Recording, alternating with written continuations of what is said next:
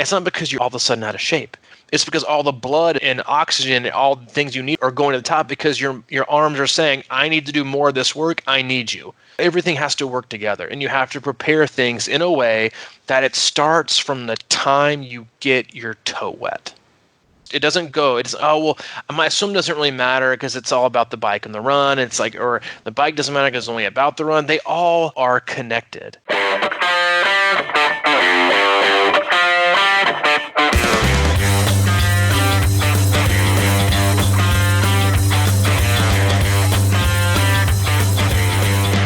Coach, my man, what's happening? Hey, happy. Let's do a podcast. Let's do it, man. Happy Thursday. Today is January 30th, 2020. We appreciate you tuning in, as this is the Crushing Iron podcast. What will be episode 342? Yeah, yep, 340. Are we? Sweet. Sweet. I had to, I'm in the conference room. My podcast counter's in the office. My wife is doing some serious work and needs some peace and quiet, so I have been booted out to the conference room here on the floor 7 of the Edney building here in Chattanooga. I am Coach Robbie. That is Mike. And again, welcome aboard, where we cover all things triathlon, life, how they intersect, how they complement, sometimes take away from each other. Most importantly, and as what we try and strive to do every day, is just or every podcast is have an open conversation of our own experiences, what we're going through, what we know oftentimes, as well as what our athletes are going through, and just try to have an open discussion in a kind of free and loose conversational style format. No sponsors, no ads, no agendas, just conversation. And our biggest hope has always been, as I think we finally brought up, or maybe, I know you did for one of the first times, that we'd be having these conversations anyway. And we've done these again for 3 years, and as we said, 340 plus podcasts, and we'll keep going. And we know there's a lot of opportunities and choices when it comes to triathlon and endurance sports and just podcasts in general. So we appreciate you tuning in. Give us an opportunity. Again, and go back, dig through the archives. They're all labeled.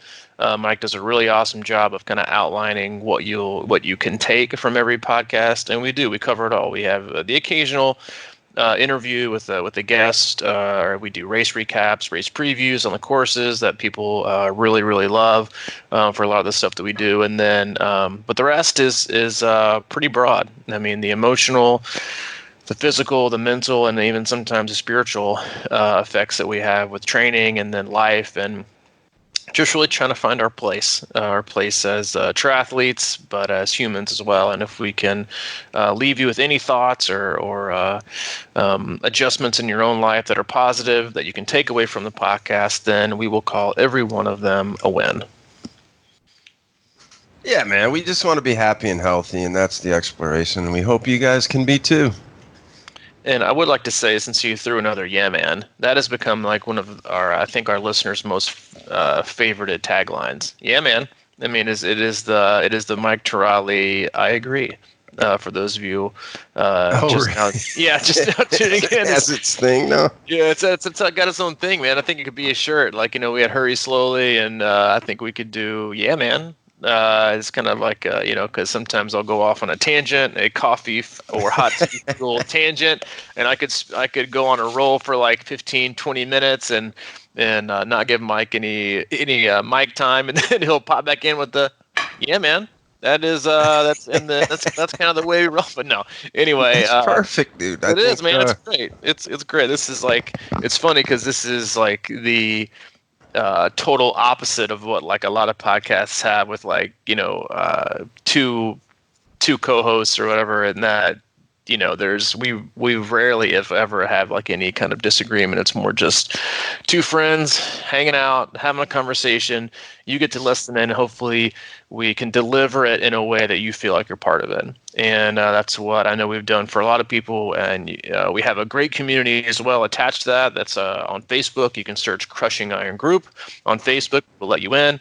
And there is a whole lot of awesome people in there that are willing to give you advice and share their wisdom and their own experiences in a educational and friendly way, and not limited sarcasm. I mean, life without sarcasm is not a life at all. But very limited sarcasm. But it's a very supported group, supportful group, with lots of awesome people in there. And it is. I'm not a part of any other triathlon group, but from what I understand, it's like the no, it is the opposite of many of those. But yeah, thanks for joining us, and we'll kick things started with Mike's deep intellect today for what he has on tap for our topic. You got me all self-conscious now. I don't know. I can't say my go-to. Yeah, So, yeah. Man. Oh yeah, man. Hey, listen, we always say a lot of things that are over and over again. People We didn't rip go on to podcast school, man. 1, 2, 3. Johnny T over here. I give examples. I give too many analogies, but I don't care. Whatever. Enjoy. I got some topics. Do you have any? Thank God. No, the only topic I got is that I'm back on the bike, and that's a exciting time for me. Yeah. First ride back. Was it really like riding a bike? It kind of was. Yeah. I'll tell you what. I had a big. I loaded a plan in one of our awesome plans into my training peaks, and the first ride was a big gear workout. And the big gear workouts are usually my favorite anyway, but I didn't go super big gear, you know what I mean? Mm-hmm. But I just adjusted to what I thought was good. And I sort of did an hour and a half, and felt, I don't know, much better than I have been off of my run. So I don't know. It's a bike. It's a hard thing to get on that trainer, but it's so good for you. I have an idea. I'm kind of cheating, but what got you back on the bike? Because again, if it's your first time listening, Mike is I feel like sometimes we forget that outside of the other 34 listeners that we have, a lot of people are just kind of tuning in for the first time, and they're probably already like, "What the hell is this podcast even about?" they're like midway through their iTunes review, thinking, "Oh, this is the worst thing I've ever heard in my entire life. 1 star," and. But Mike, recently lost his father a couple weeks ago, and has kind of been in the old, what I think a lot of us have, the winter doldrums of trying to find. And we talked about this yesterday on the phone for a little bit. It was like, having a race on the calendar and not having a race on the calendar, and what can get you motivated or what can spark. And I think that a lot of times that's what it really is. It's like sometimes we need a spark. And I think some athletes need a race on the calendar. Sometimes they would prefer not to, because it has that added level of pressure. Like they try to hurry through things instead of let it happen organically. But sometimes we just need a spark, and that can be anything. I mean, there's probably hundreds of examples I could give if I scrolled through training peaks of athletes that we work with who were just for week upon week upon week upon week, or just kind of just can't fall into the groove and can't fall into a pattern of consistency. And to be fair, a lot of times it's just the fact that life happens whether we want it to or not. And, the best laid plans, as they say, are basically gone. And a lot of times there's just nothing you can do about it. Life dictates a lot of where our stress and our energy goes. And so there's only so much we can do about that. And so obviously there has to be wiggle room, and there has to be grace, and there has to be, I think, in some level, forgiveness to yourself for not making things work and not being hard on yourself.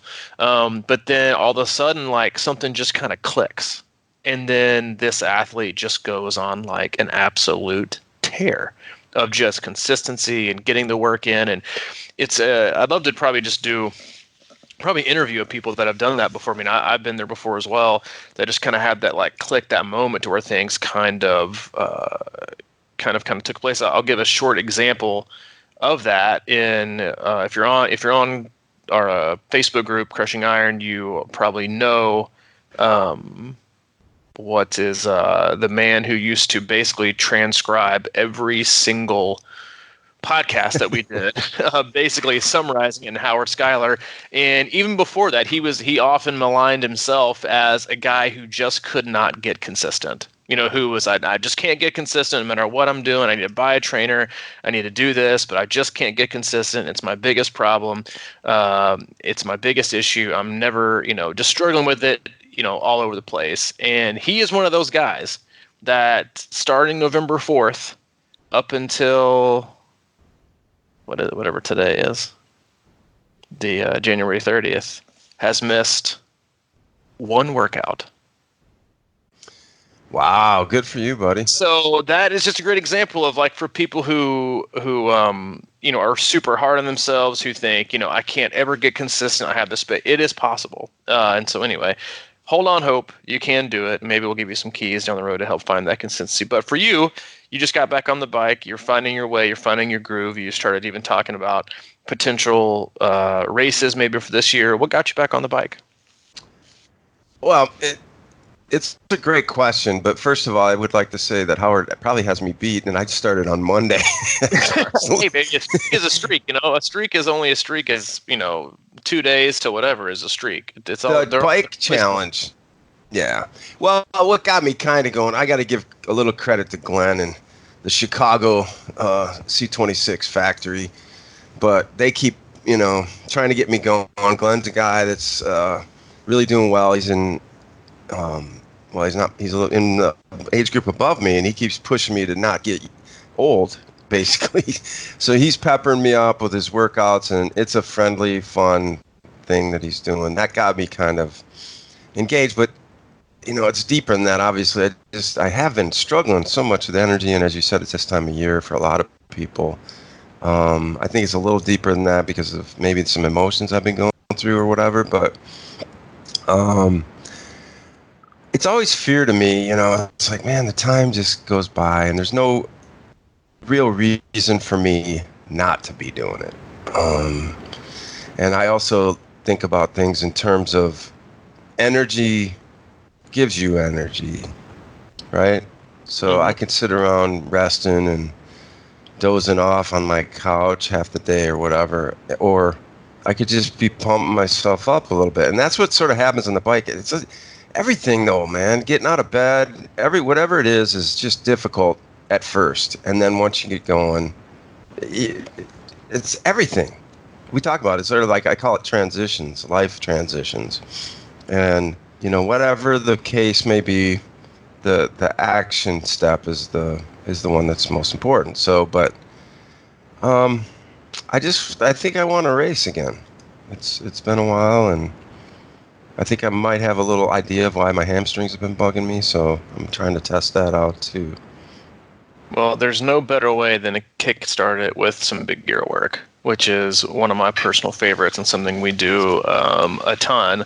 And it was actually kind of the direction that I wanted to go with today's podcast. So we can either go with the strength. Yeah, well, it was basically it's context in that and context is key when it comes to training, and because you basically, for most athletes, they like to categorize, what you're doing or what you're trying to specifically accomplish in an individual workout into three categories: endurance, strength, and speed. And it's the context of the race that you're doing and what you're trying to accomplish of basically how you establish I don't want to say levels of importance between endurance, strength, and speed, but how you are likely going to prioritize those three in terms of planning out and outlining the structure behind your blocks, your weeks, how you're going to periodize your season based on what your ultimate goal is. So a great example would be, and obviously this is just my opinion, a person who is training for an Olympic would probably, because again, it's shorter, would probably focus in terms of their context, and if you're putting them in order, would probably go something more like endurance, speed, and then strength. Because you need endurance for Olympic distance because you're still going, and it's obviously an important part, but then speed is the most important because you're going to be going very, very hard at a high intensity and a high effort level for I don't want to say a very short period of time because it's not, it's like 2 hours to sometimes 3 hours. But then if you want to go and jump up maybe to Ironman, then in my opinion, it's without question endurance, strength, and then speed. And that is so, again, which I think is just a good conversation and topic in terms of how to prioritize your training and how you should look at your sessions themselves. And then obviously what those individual focuses, the impact that they have on your training. Like big gear work, it's something that we do a ton. It is something that that the athletes that we work with, most of them love it, but it's also something that newer athletes are, I don't want to say they haven't done it before, but they aren't used to doing them as much. And I think one of the biggest kind of misconceptions about big gear work is that Uh-huh. it's only strength work. And that's not the case. It is not just strength work. So like when you talk about how your body and how your systems communicate with each other, I like to look at strength work as you are obviously it's more of a when I say strength work, I mean like big gear work, and I guess I should probably clarify what I mean by big gear work.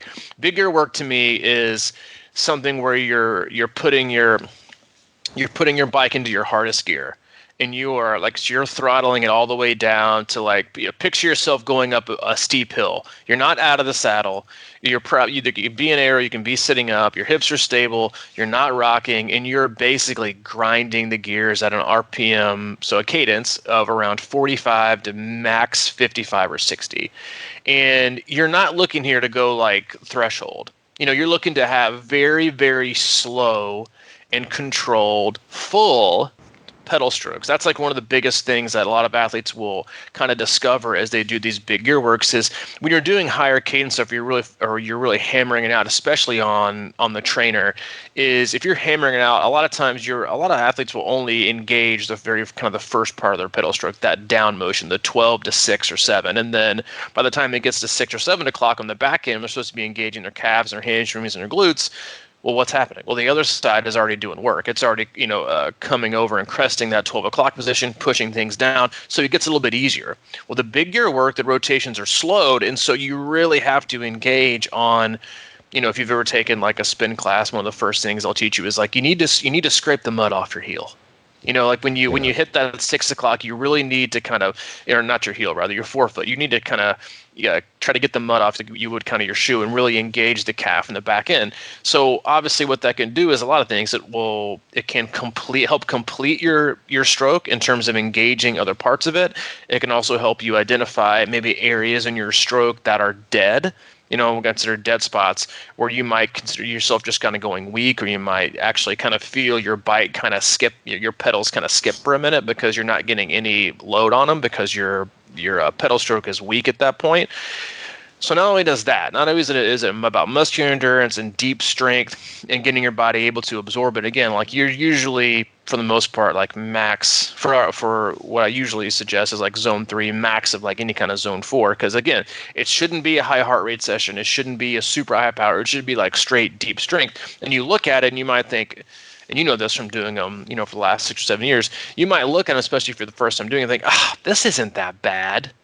And if you're doing like 15, 20 intervals, or if they're 1.5, 2, 3 minute, 5 minute intervals, you're like, this isn't that bad. And then after your first, second one, you're like, okay, this is pretty tough. Not tough as in like your heart rate is being out of your chest. You're going so anaerobic you can barely breathe, but you're like, you can feel your muscles fatiguing. And so not only is it actually and obviously important for you to do that kind of work, if in a certain time of year, this is usually a great time of year to do it. But what it also does is it strengthens and opens up. And so it makes wider the pathways of communication between everything that makes your muscles want to go. And so I like to look at strength work as strength and communication. It is actually the pathways that you're creating you're not just solidifying them and strengthening them, you're also making them better communicators. So so basically look at it as like, I'm trying to communicate with you via, a very, very small PVC pipe. That's about the width and the diameter of the top of a water bottle. Well, you can barely communicate. It's a very thin. You can't get that much through it. You probably can't communicate that great through it. What big gear and work and strength work does is it helps make that wider. So now you're talking about getting it to where it might be. Obviously this isn't to scale, but for the analogy to kind of get the picture, it's like what you're also doing is you're now widening it. What you want to do is take it from like the pathway the size of the top of a water bottle to the size of a basketball. Well, now I can see through it. Now I can shove more things. Now I can communicate. Now I can really, really get everything I want to out of it. And so that's why you'll see a lot of times if you do a lot of focused big gear work and you can actually complement it with some higher RPM, higher threshold stuff, it's going to make that even that more efficient. And it's important, like we always talk about in running specifically, that you don't need to kind of hang out in the gray zone. Like gray zone for a lot of athletes, and that's where a lot of athletes run, is like that really, really, really high zone 2 or zone 3 where you're getting very minimal, if any, return on in your investment. You could just as easily go 35 seconds per mile slower and get the same adaptation. And so one of the biggest things that you need to kind of wrap your brain around in terms of cycling is that one of the better reasons for doing strength work and maybe some higher RPM work, like, so let's say, Mike, your natural cadence is around 80. Well, that's also saying like your natural kind of zone 3 running pace is like 830s. You don't want to just run 830s. You either want to run slower and really develop that aerobic base, develop some more mitochondria. You need to just really get more aerobically efficient while also getting faster and being more durable. But you also want to do stuff in like zone 4, zone 5. You run in the 730s to maximize all the stuff that you're building when you're doing zone 1 and zone 2. Same thing for cycling. If that natural cadence is around 80, it's really great to work 45, 55 cadence, and it's also really great to work 95, 100, even 105 cadence, obviously for shorter intervals, because the point is you want your legs to be the most efficient, best communicators possible, because what you're doing is you're asking and I think sometimes we forget this when we train and what we're asking our body. We're communicating and we're asking our body to respond to what our mind is telling it to do. Like, your mind is in control. I think sometimes we forget that in racing. It's like our mind controls and obviously tells your body what to do. And if you want to be a really, really all-around good cyclist or a better cyclist or a great cyclist, you have to be well-rounded. You can't just do the same cadence and the same speed all the time. You need to work on the efficiency. And a lot of that is pedal stroke. A lot of that is big gear work. A lot of that is higher cadence stuff. It's about developing the best all-around engine and legs and communicator and responder, which is your body, to what you want to accomplish for that year. And again, that's why big gear work is so great. It's also really good to insert in specific times of your training, depending on what courses you're doing, like Lake Placid, Coeur d'Alene, the old school Ironman Canada that they just switched back to the easier course, Wisconsin, Louisville. It's like you want to get your body to be able to withstand those kind of surges that you're going to have and then respond well. And so, yeah, bigger training is great for a lot of things, but I think that was one, like the communication aspect and the establishing bigger, wider, more responsive pathways to the work that you want to do at the higher cadence and the higher threshold level. That's also what it's about. It's not just a one-trick pony of sitting there and doing streak work, but as many athletes will probably tell you that have either just started doing them or have done them in the past, is like you look at it and you think, that's not that bad. I can do that. And then you literally feel towards the end of a session, man, it really does feel like a leg workout, and that's kind of the same thing as you could take about running.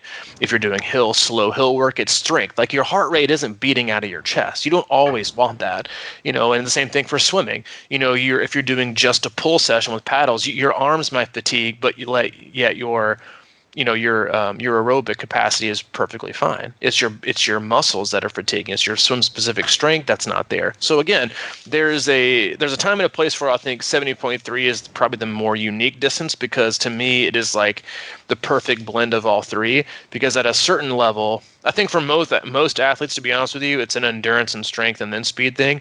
But I think for athletes that are at the kind of the pointier end of the spectrum, I think it's endurance, speed, strength, like together, side by side. Because for a lot of athletes, if you're in that, again, just that point, and you're going, you can race a 70.3 at a zone 3, or some athletes in like a zone 4. It's like they're racing from the gate, and that's why I think it's the hardest distance for a lot of people.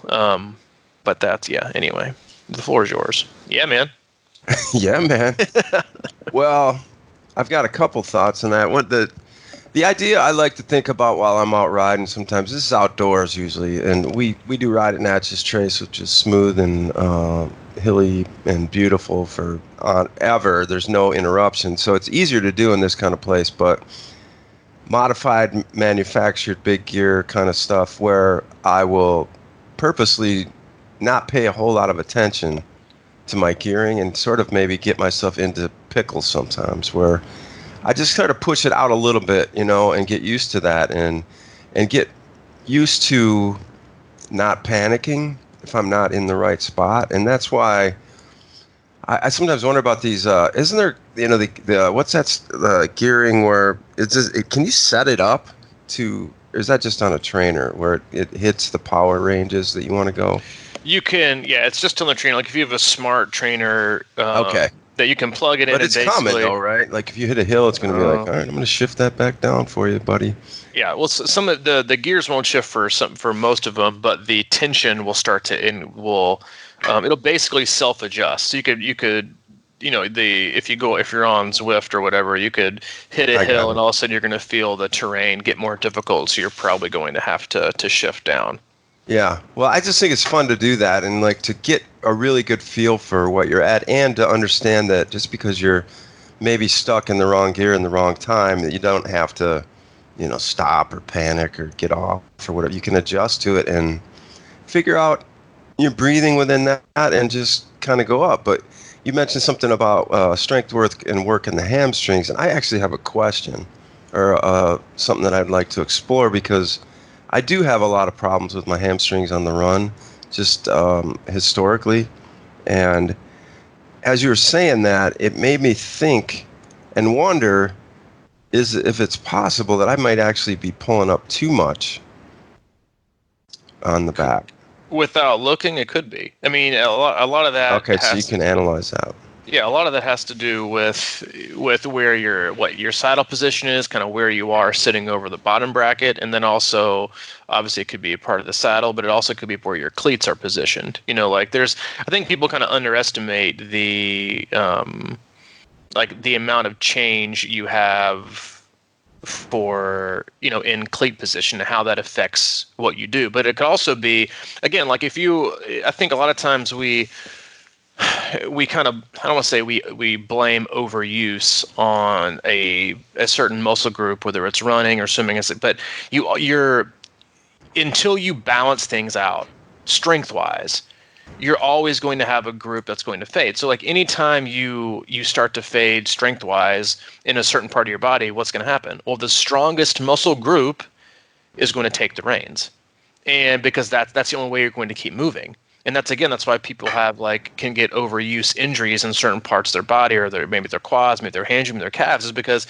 if you aren't totally, if most of your body and you have strength imbalances, especially in your lower body, then when one thing fatigues, well, then the only thing left is for the other parts that are strong enough to keep you going, they're going to have to shoulder the load.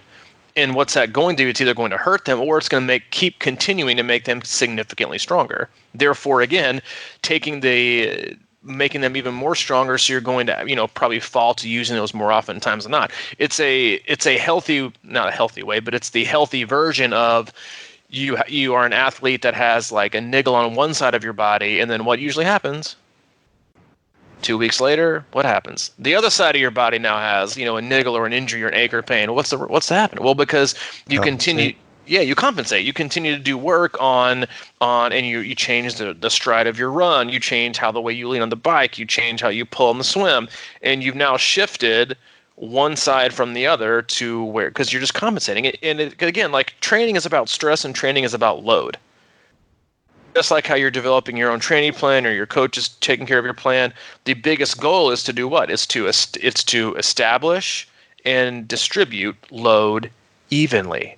For the most part, obviously you can't perfectly distribute it, but given where you are in your training, how your body is, what you're trying to specifically address or get at adaptation from, you want that load to be spread fairly even, because anytime, like you want your seesaw to be level, both ends off the ground. you don't want it to be one end totally on the ground, one end way up, because then what's usually happening is you're letting one end go or getting weaker and taking steps back while the other one's taking so many steps forward. It's about balance. And the more you're balanced, the more you're even, the more you address your imbalances in every aspect of what you're doing, the more opportunity is to be more fluent, to be more and to be more healthy, obviously, because you're less likely to be injured. But for a person like you, say, my hamstrings are always the one that go. You could look at it two ways, and obviously you would have to I would probably look at your cleat position as well and see, like, if is it too far forward, making you engage more? Is it where your hips are? Because again, like with the way, one of the biggest differences between tri bikes and road bikes is where your bottom bracket sits. And most people think, I want to really, really hit my quads on the bike because I want to save the back end, the glutes, hamstrings, calves, whatever, to help me out on the run, because that's where I'm going to use them more. And so you want to look at cleat position. You might want to look at your saddle height. Are you reaching too much? Are you engaging too much in the back? But there could be a lot of things. It also could be, if you look at pain, it also sometimes poor flexibility manifests itself in pain. So you might have actually a very strong muscle, or you might have a strong muscle group, or stronger than you think. But if you're inflexible and you're stretching it to its max, then it's going to feel more sore. And a lot of people do that. Like it's like you see it all the time. Like a guy walks into the Y on the weight room floor, and all of a sudden, without like warming up at all, like no sweat, no nothing, probably just sat in his car for 30 minutes, walks in, he's like, I'm gonna do a couple toe touches, man. Like, that's probably hurting you. You took cold, dark, and basically like constricted muscles, and now you want to stretch them without warming them up and basically elongating them as much as possible to do what? Probably just to constrict them again as you go run. Like, so again, there's a lot of ways that discomfort can manifest itself. But the most important thing is obviously to look at it from, more of a bird's eye view and think, all right, what's affecting it? Because everything, like if you go to, you get dry needled or a massage or whatever, like if you say, I've really got pain, or, if you're a person who uses a chiropractor or a physio, they say, yeah, I've really got pain right here. That's like the last place they touch. They like, all right, so this is connected to this is connected to this, and you're like, I really got these ankle problems, and all of a sudden you leave, and you're like, yep, turns out my back is out of whack. And it's like you're causing all the the way that you move around, the way that you are putting load is, again, it's you're unevenly distributing power and load and stress, and there's only so much your body can take. So that's like the long-winded answer of saying I don't know without looking at you, but those are one of the 12 whatever ways you could probably objectively look at what really is the issue here. Mm. So that's a big way of saying I'm not really sure what the answer is. Yeah, well, yeah, and I suspect it possibly maybe overuse, or not overuse, but over engagement. That's my theory. Because I built on, for years, I've really, really focused on pulling up and pulling back and really kind of making that a full stroke. But I'm just asking the question hypothetically here. We say full stroke, but do we really mean it? As in, pulling up equally hard as you pull down. You're not going to be, because that's just the nature of how your muscles sit. So like if you're, because sometimes I just wonder if people get confused by that sometimes too. Well, I think you should, again, like it's about the reason we work out is to do what? Is to make things feel easier. Right? It's obviously to get better. The same thing goes for working the whole pedal stroke. It's because you want that to become easier. You want to engage those muscles. You want them to communicate better. You want them to get stronger. Am I advocating for like really working your calves, especially now for triathlon? No, I'm absolutely not. Because again, the position, and again, it's all about how specific you're being to your sport. Now, if you're riding a road bike or a mountain bike, you go a mountain bike for the first time on a fairly technical route with hills, and the first thing you're going to notice is your butt and your glutes and your hamstrings, because you do have to work the entire pedal stroke. But it's also because of your hip angle and how you're sitting up and where the bottom bracket is. It's more evenly distributed on and making it easier for you to have a full pedal stroke versus what you would most people consider like the TT or triathlon position, to where your hips are, for the most part, rotated a little bit forward, more over the bottom bracket, therefore allowing you to push more with your quads. And again, like I was talking about, one of the reason things you might notice on trainer is by the time you get pushing down on that pedal stroke, what's happening? Your other side's pushing down as well. But here's maybe this is the better answer to your question. Let's say you get 85% of your pedal stroke and you're using 85% of your power on the front end, and then you're using just 15% of it on one leg on the left side to pull back. Well, if that 15% gets stronger and more efficient, it's going to allow that other 85, when you hit the right side to the same 85%, it's going to make it feel what? Easier, because it's getting better help. And so again, it's all about working in unison. It's all about making your body respond in ways that help that and complement each other. And again, going back to your hamstring question, it's not about overworking one side. So you could also look at that in terms of the pedal stroke. You want things to be as easy and as strong as possible. Even if you're not going to use it in every aspect of the stroke, it's still complementing each other. The same at the time you're pushing down on your right, well, your left side is pulling up, and vice versa. It's the same. Like another analogy I could give is it's the same reason I want people to finish.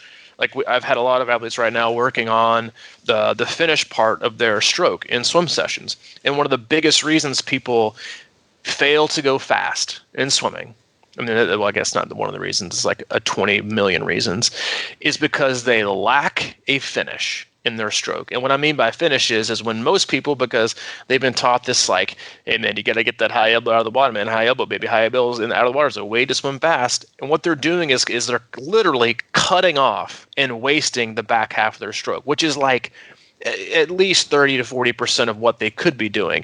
And again, going back to things complementing each other and things working in unison, one of the main reasons people, because they have a slow stroke rate and they probably have a slow catch, and there's obviously a million reasons why people swim slow, but in terms of the mechanical way to look at it, the same thing applies. As kind of like we said, and same thing goes with running. Like you're cycling and your left side is pushing down, and what's your right side doing? Pulling up. Well, in swimming, and you see this a ton, and that's why so many pool swimmers become so insanely slow and then frustrated in open water, is they're swimming against a current, they're swimming against people. Well, what's usually happening is, let's say you take your stroke with your right arm, close your eyes if you have to, visualize with me. You're doing your stroke, you take your first your stroke with your right, you get your catch, and you pull it all the way to where it's kind of even back with your body. And then instead of pushing your hand back like it needs to face the wall behind you and getting that extra push, you take it out of the water. And the moment you stop pushing backwards, you're stopping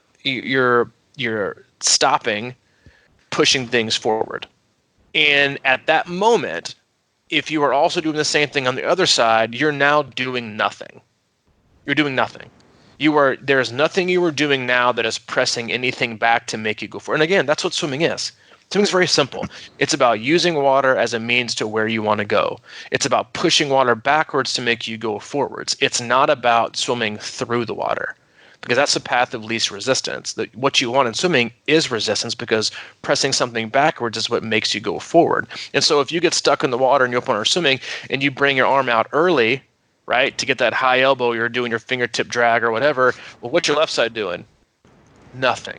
You are literally sitting dead in the water. But if you're a person who uses the full length of your stroke and you finish all the way back, if you finish all the way far back on the right, by the time you're finished on the right, guess what's happening and about to happen on the left?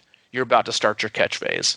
So what you've done is you've connected and you've kind of married those strokes together to where you're always doing something to make sure and ensure your body is moving forward. Because as with anything, once you start to stall and stop, it is so hard to get going again. You want momentum. You want to continue on moving forward. But as soon as you stop, you're dead in the water. And obviously, if you're swimming in a big group, you're swimming a lot of people around you, you're swimming against a current. Well, if you're swimming against a current, then you're not just standing still, you're moving backwards.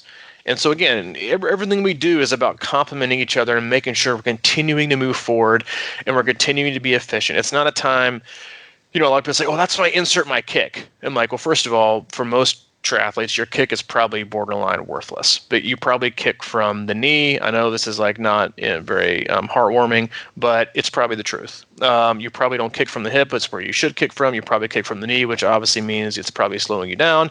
And even more kind of sad is that no, it's not slowing you down, but your legs are so massive, it's using so much more oxygen and blood that it's making you even more worn out to go nowhere and maybe even take a step backwards. So again, it's that everything we do has a purpose, and that's why you need to work so hard on connecting things together to make yourself. It's like you don't want to be it's the guy at the track who only pole vaults, or it's the guy that only does the 200, or the guy that only does a shot put. That's fine if they can specifically do that. But what you want is a decathlete. You want your athlete to be what it can be, and to the best of its ability in all things. And it's about working that. That's why you can't just mindlessly. That's why you can't get frustrated with yourself if you don't have a plan and you don't have a purpose and you don't know what you're doing or why you're doing it. You're just doing something. And that's why so many things might pop up in your training or in racing. You're like, I didn't feel prepared. It's because you haven't taken the time to structure things out in a way and outline things out in a way and periodize things in a way to where you're working on your whole entire body of work. I mean, literally, it's your body of work. It's what you're ask your body to do all its work. And if you don't set it up for success, you don't give it all the tools that you need. It's you're basically giving yourself you're hopping online. You're buying a entertainment center from IKEA. That's what you're doing. Because all you're going to get in return is you're going to get 2 missing screws. You're not going to have the tools you need. You're going to miss 2 of those like really frustrating like wooden pegs that they use as kind of like connectors to pull things together. Then all of a sudden you're going to get all the way done. You're going to think, this is not the entertainment center I had envisioned. I need something better. With like tools and the life I'm talking about here, man. It's like trying to stick with it. Struggle, man. IKEA purchases are a struggle. But that's the answer to your question. What was my question? I'm kidding. Yeah. I think but I love that you went into swimming with that, because to me obviously the 3 all connect in the idea of having a run stroke or a pedal stroke or a swim stroke. And the nuances of it are what are so fascinating to me, because if I'm on the bike and let's say I'm pulling up with equal force that I'm pushing down, which is impossible probably, but I'm just using it for an example, but over the course of an Ironman, that would really rip your hamstring. I mean, if you're trying to save your hamstrings and your glutes and the running muscles more so, the idea is, I guess, you want to use as least possible, but as much as you need to make that stroke possible or full as possible. Mm-hmm. Right? So the nuance between if that's, 20% of the, baggage, I don't know, you probably know numbers for this kind of stuff, but I'm just thinking out loud here, is if I'm pulling 20 or 25% of the weight with my upstrokes, and maybe I need to be pulling 20 or 15 or something like that. I'm just throwing that out. And the same with that pushback on the swim. I like that you put that out there, because on the swim stroke, I've always thought of that little extra push as just the momentum holder, more so than actual, propulsion. Mm-hmm. I mean, is that fair to say? I mean, for most people, if you're going to stop right there, you're going to stop right there. But if you keep going an extra a foot and a half or whatever the pushback is, that helps you get on top of the next pull stroke, to me. That's how I think about that. Is that a good way to think about it, you think? That's the perfect way to think about it, because it is. And that's also, and I go over this when I've sent out videos to our team, obviously, but like we have in our online hub, it's like when you talk about using momentum, right? One of the biggest struggles people have with their swim stroke is that they lack the momentum and they lack the strength and the position to get up and over the front part of their stroke to get in the catch phase. And it's significantly more difficult to do that when you're just sitting still in the water. It's so much easier and again, if you see an athlete swimming fairly steady in the water, their body positioning is obviously higher than if a person who's going very, very slow. it's fluid dynamics, and it's how you move in the water. So not only are you maintaining speed and being more efficient, becoming faster, your pushback on both sides of your stroke is pushing you forward and up and over and continuing that motion to where your body positioning is higher. And if your body positioning is higher, it's already easier to get your arm into the catch phase to get up and over it. Again, it's not about, it's with all things, strength usually means better efficiency. And I guess if you want to like sum it up, it's like it's all about return on investment. Like the work that you're putting in, how fluid you can make things. It's the amount of work you're trying to do and the return you get from putting it out. That's what everything, and that's what work has. Like you want to make your body, especially for like even outside of swimming, if you're looking at Ironman distance racing, 7.3 racing, it's about how efficient you can be with using the least amount of energy. Right? That's what you want towards the end. You want to be able to have all these energy buckets left to use, and they've been set aside. You don't want to start dumping loads of them out on the swim because you've started to fatigue parts of your muscles. Because again, going back to all the way like an hour and a half ago when I was mindlessly talking about the pedal stroke and cycling, is what happens, or what you were talking about with your hamstrings, you could be compensating and you shift one thing to another, is you only have one body. You don't have compartments. Like, yes, or your leg, your lower body, your upper body, they all made different muscle groups, and yes, the things, blood and oxygen are what you need to perform. Obviously, you need muscles, ligaments, tendons. You all need them to do their job. But what happens is you don't get to just save your leg blood and oxygen and muscle groups just because you're fatigued up top in swimming. I'm going to save those later for the bike and the run. I'm not going to use it. No, what happens? And it's the same reason, like I've discussed this many times. I'm a huge advocate of swimming with mostly, if not all, your upper body and barely kicking. It is also why the first like 400 meters for me, and I know some people too, when they swim and they're not kicking, that their arms they start immediately hurting almost after the first like 400 if they're trying to maintain any kind of like steady pace. It's not because you're all of a sudden out of shape. It's because all the blood is and oxygen and all the things you need are going to the top, because your arms are saying, I need to do more of this work, I need you. So it pulls from your legs. And then what happens at the very, very end of the swim, you get up and the first 100 yards of your transition run feel like absolute crap. Your legs are like screaming in pain. Why? Because you've just deprived them of like the amount of oxygen and blood that they're used to. And now what it's doing is it's cascading down from the top to that. And so you can't just have that in terms of not taking that into account when you swim. That it starts there. When you start that cascade effect of energy and asking your body to produce things and to use them in specific ways to maintain, the fluid stroke that you're trying to maintain, or the muscles that you haven't developed, or the work that you didn't do.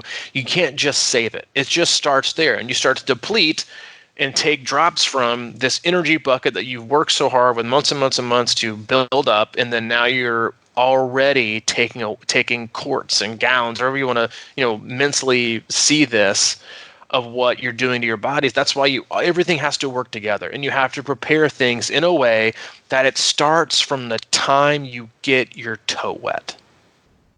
It doesn't go, my swim doesn't really matter because it's all about the bike and the run. It's like, or the bike doesn't matter because it's only about the run. They all are connected.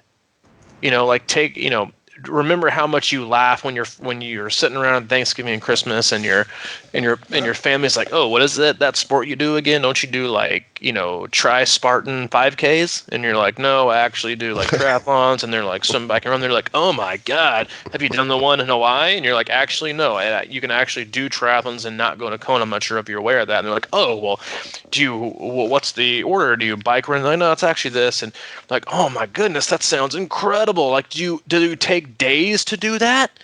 You like do one a day? And you're like, no, actually do them all at once. You answer your own question as you're sitting there like totally disgusted that Uncle Tom has no idea what triathlon is, and it's like the 9th Christmas in a row you've explained it to him.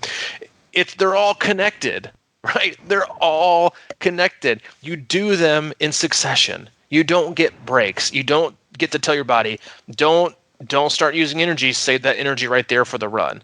Like, yes, can you pace yourself accordingly? Absolutely.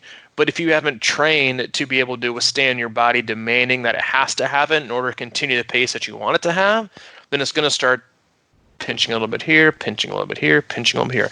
It's all connected. And again, that's why like you can't just get out and hop in the swim and just piddle. I just kind of went back and forth for 30 minutes today. Boy, I trained. No, you didn't. You just kind of swam for 30 minutes and you just kind of got in the water and you got wet. And that's why you can't see just noodle around on the bike all the time and expect to get significantly better. You can't just go on the run and just mindlessly not do things and focus on things. That's why, again, that's also why it's hard. Because they're all connected and they're all three very, very different sports, but they all and they have different demands, but they also have a lot of similarities, and it's about using those similarities to your advantage. It's about minimizing weakness. It's about maximizing strength, and it's about getting the best return on investment that you can get. Say it, dude. I think you want to say it. No, I'm not going to say it, man. No, you got to say it somewhere. I should No, man. No, man. That's right. No, man. You're full of shit. No, man. Yeah. I was just thinking, trying to digest that, It is. I like what you said about three different sports, but they all have similarities. And that's how the big thing is, like, what you're talking about again, it to me, it's all connected in the strokes, and you have to figure out that balance with your endurance and strength and speed. And you have to me, it's important to do that by feel too. So that's all I got on that. I was thinking of something as you were going on there, but you kind of went away from it, and I forgot what it was. And sorry, it was just a nice roll. Sorry, man. I was on a little bit of a roll, man. Yeah. It's a hot tea, dude. I'm telling you. Oh, is that what it is? Still, you're doing the hot tea? I'm still on the hot tea, man. No, listen. I'm again like no coffee. You're done. No. Listen, I never ever said I was no coffee. But I'm usually, this is better than anybody. I'm usually like a 2-mug kind of guy. When I mean mug, I mean like the tumbler mug coffee guy, like up until noon or 1. But what I've started to do now is I'm having a cup in the morning. And like, I'm talking like a traditional, like, little tea, like a tea ceremony type cup? Yeah, like a crumpet size. You can barely get your finger in it? Yeah, I have to actually point my pinky all the way out in order to get to grab the handle and sip it effectively. No, it's like it's an average. It's in the smallest mug we have. Okay, which is like standard, maybe +1, and that's all standard 20-ouncer. Standard 20-ouncer, and then I go to the hot tea. Yep, and then I go to the hot tea. I'm telling you. All on in the hot. Is it green? Is it light caffeine or? I go a little. It's light caffeine. It's only like 2 stars, which for me black is tea. like basically nothing. It's in black tea, green tea, maybe a little bit of. I've been floating on the Earl Grey, and then occasionally I'll have like one of those little dessert teas in the afternoon if I'm feeling a little saucy.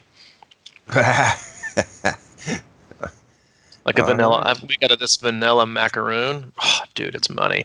Put a little bit of honey in there, and it's golden. Uh-huh. But anyway, that's enough of a tea talk. I'll start talking about Peaky Blinders and soccer in a minute if I keep talking about tea. That's all I got today, man. You got anything else? Is that it? Yeah, I know, right? Is that it? Ulcer on that rampage. No, but I really think it's important to understand what you're saying there about the blood flow and that sort of stuff, because we really go through that almost in every workout we do, I think, sometimes, where the blood's moving around and there's always, quote-unquote, this pain. And, man, it hurts that first mile or 2 or even 3 sometimes, depending on what kind of shape we're in or how much we've been going. Same with cycling a little bit, but certainly swimming with the upper body and your shoulders, and you got the pain. You're like, man, I'm not in shape, and you have to realize what's going on there, and it's important to realize what's going on there. And that's why one of my theories with a lot of my pain issues that I will invariably have is just don't think about it. Mm-hmm. Just if you got a little pain going on, just don't think about it. And I'm going to wrap this into my hamstring discussion, because I did come to this conclusion the other day. I went out and ran a little bit further than I should have, and my hamstrings hurt about. I was at mile 7 of the what ended up being about an 8.5 mile run. Mm-hmm. And I was like, man, that was too far. My hammies, and I'm feeling like I'm at the end of an Ironman after a 7-mile run because I haven't been running a whole lot. And then I stopped, and I tried to bend over a little bit, and that's just like, ow, the old hurts and inflexible, whatever. And I'm like, man, I can't stretch. I don't feel that. That doesn't seem like it's the right thing. So I started walking, and then what I started doing was just breathing, right, into my stomach area, my diaphragm, deep breathing. And then I said, well, I'm going to try this again. And I started jogging. I swear to God, that hamstring pain went away. I swear. It's not pain. What I'm saying is it's this weird thing. Does that make sense? Do you know what I'm talking about? Well, when you say weird thing, you lost me. Okay. It's just this weird thing. It's a weird pain thing. But instead of thinking about it, because I think that's what we do a lot when we have some kind of chronic type of pain like that. That's all we can think about, and we always expect it to come, and we're waiting for it, and when's it going to happen, and all this kind of stuff. And I feel like I've done that throughout my career with my hamstrings and maybe some other things along the way. But I'm just saying right now, as I ran that last 1.5 miles with focus all on my breath and thinking about my core, because your core, of course, we talk about how running needs the core so much, but it doesn't necessarily develop the core as much as we would like it to. So I just was thinking about that, you talk about a stroke or whatever you want to call it, but this sort of using the core to propel the leg a little bit more is what I'm saying. And breathing deep into this. I wasn't thinking about my bad sore hamstrings anymore. And I swear it was and I could be on recency bias, but I think there's something to it because it was a really, really big pain. Weird pain. No, I'm kidding. But I felt like it mattered on the last 1.5 miles. Yeah. To the point where I was going almost a little faster than I had been and not feeling that pain at all. So I'm just saying, there's so much. It's about focus, man. Focus. It's so much mental, man. Mm-hmm. The sport is so, Yeah. Anyway, I want to leave it at that. It's all Some connected, people might man. get something out of that. I don't know. Hey, I hope so. I think I see your wheels churning over there going. My wheels are always turning, man. I know. That's what we do. We churn wheels. That's what we do, baby. We churn wheels. I think we do. We churn wheels and drink tea. That's right. Crazy. Well, speaking of tea, we don't have any yet, but we might unleash a C26 tea sponsorship here in the next few weeks. But for our other things, Crushing Iron and C26 Triathlon, you can head on over to our new website, C26triathlon.com. It is now our one-stop shop for all things training, coaching, camps, our online hub, you name it, it's there. And that's also, and my favorite part of the whole website is it does an awesome job of highlighting our team and community, which is easily the most valuable part of our entire thing is the community and our team and the people that we are incredibly fortunate enough to work with and be a part of. And that's why I can't wait for the 1 week from today. We'll be at our third run camp, and the weather looks awesome, and I am stoked. It is. I've said this a lot, I know. Running is not always my favorite. I love swimming and I love coaching swimming more than anything, but my run camp is our favorite. We all get there on Thursday night. Nobody leaves. The cars are parked. Everything is taken care of, and you don't leave again until Sunday. And it's a beautiful backdrop. You get to kind of disconnect if you want to. Well, yeah, you don't get to disconnect. You get to connect. I always get frustrated with myself when I phrase it as you get to disconnect. You get to connect. You get to connect with people. You don't have to worry about your work. You can focus on talking and running and just enjoying great backdrop and great scenery. It's a lot of fun. It's my favorite camp, and I look forward to it. And again, as we always, we appreciate you tuning in and listening, and we'll see you again next Monday, February. And we'll do a check-in on all you people with your New Year's resolutions and see how things are going. Oh, is that what's going on? Not really. We're not doing that because we're not doing that. We know how that's going. That's right. We know. But that's it. Have a good week. Stay happy. Stay healthy. Have a good weekend. All right, man. I guess I'll do that. Yeah, man. The awkward ending. See you, dude. See you, man.